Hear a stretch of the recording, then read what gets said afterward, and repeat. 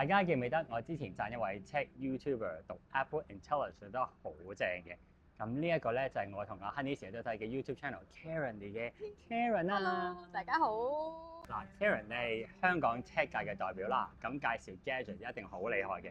咁但係英文發音係咪一樣都咁厲害咧？我哋今日就會知道啦。好緊張啊 Karen 你準備有咩咧？嚟啊！我覺得呢啲仲難過好長嘅英文字啊。第一個係 bed， 跟住第二個係床，係 bed。好 pass。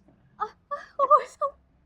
第二組就係 selfish， 第二個係 selfish。selfish 會唔會啊？好，第二個係貝殼類咧，係 shellfish。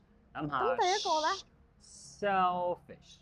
哦 ，selfish 係同埋 shellfish。冇錯。OK，live 同埋 leave。OK，嗱，第二個好準，第一個咧可以再短啲，嗰個係 live。OK，live。OK，我 get 到啦，我 get 到啦。好 ，frame。少少開心啊，得到成功感。OK，three，得唔得啊？係啦，爭啲啲啫，嗰個 three 嗰個噴氣聲可以再清楚啲咁啫。three，哇，呢個少少難。clean，咦 ？clam，plain。哦。哎呀 ，happy 係咪最難啊 ？advice。後面嗰個可以拉長啲，覺得 advice。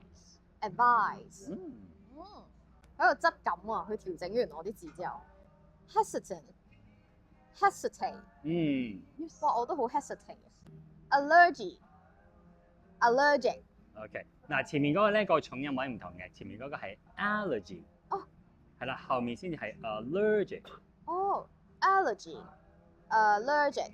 OK。咁咧，我知道咧有一隻阿金嘅小狗啦，咁佢嘅品種咧係出奇地難讀嘅。係。